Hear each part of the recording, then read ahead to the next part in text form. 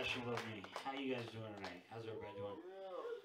All four of you guys don't even have enough for a jury, so you can't judge any of this shit. Oh, it's whack. I know it's lame. It's a story time. I'm going to tell the story about have you ever seen someone beautiful have an ugly kid, and you just kind of get happy about it? No. All right, I'll explain. All right, so this a few years ago, I got pulled over, and apparently my license has been suspended, and I did not know that. And it all goes back to a girl that I met in New York City, and a girl I was dating there. And she let me borrow her car, and apparently I got a ticket for it. I gave her the ticket, told her if I could get her a copy of her insurance card, that I could get it taken care of. She's like, no, give it to me, I'll take care of it. She didn't take care of it.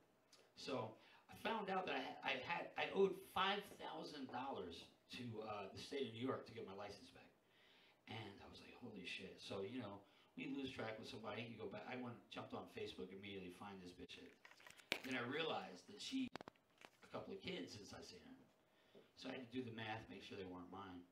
And the kids were hideous. Have you ever seen ugly kids? Like, just like you seen a kid, you're like, holy shit. That's because not all kids are beautiful, let's be honest. Some of them come out looking like aliens and shit. You remember those? You guys remember? Desperate Housewives? You remember that show? Remember the real pretty one that had the two monster kids? They looked like Muppets that just weren't finished yet. That's what these kids look like. And I was like, holy shit. Now the kid that I'm looking at, I was like, oh, it's their 5th birthday. So like I said, I did the math. It wasn't mine. I was looking at it going, shit. I would complain, but I pay $1,000 for that kid not to be mine. So I think I'll let this $5,000 pass. Because I remember when I broke up with her. When I broke up with her, it was ugly. I went to her house, right?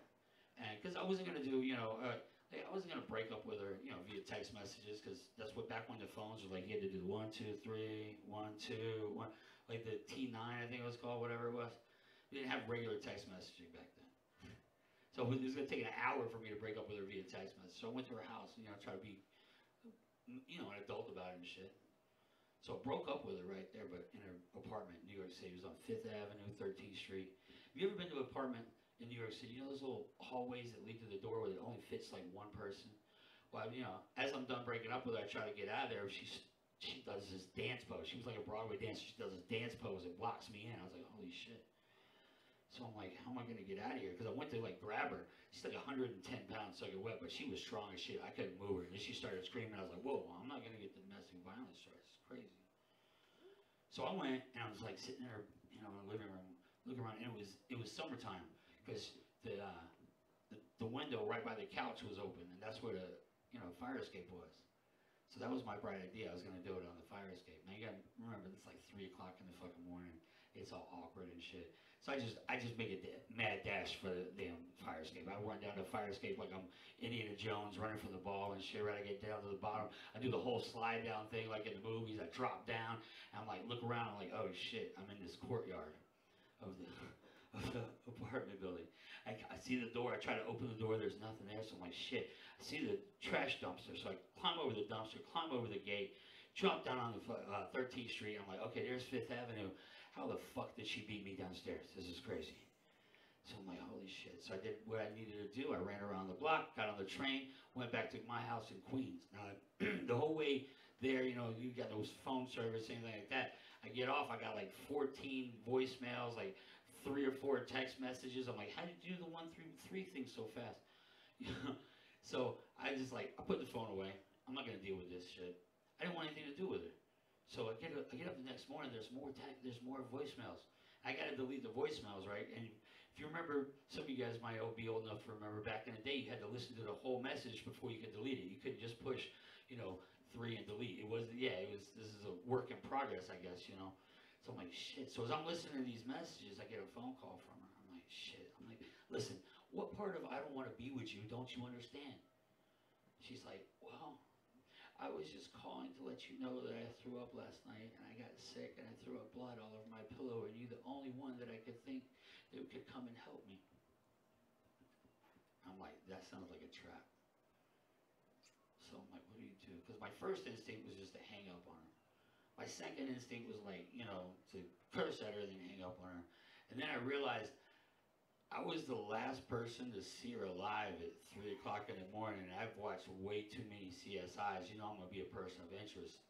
So I was like, all right, I'm just going to go over there and see what's up. So I go over there. Sure as shit, she had blood all over her pillow and shit. But like, I was like, okay, let me see this shit. I was like, let me get this, pillowcase and some woolite and some water for you because I'm domesticated. I know what I'm doing. Right? And as I'm getting to the sunlight, like there's a light that bounced off of it. There's like glitter in the blood. I'm like, okay, unless she like blew a unicorn, how is that shit possible? So I was like, look a little closer. And I was a CNA at one point, home health aide, and I knew blood when I saw it. This was definitely not blood. I was 99% sure it wasn't blood, but I had no idea what it was. So I was like, it was lipstick. She'd used the whole thing of lipstick, and now I'm sitting in her room, in her fucking apartment again. I'm like, shit, how am I gonna get out of here without using the fire escape again? So I had a great idea. I was like, hey, let's get her out in public, witnesses and shit, right?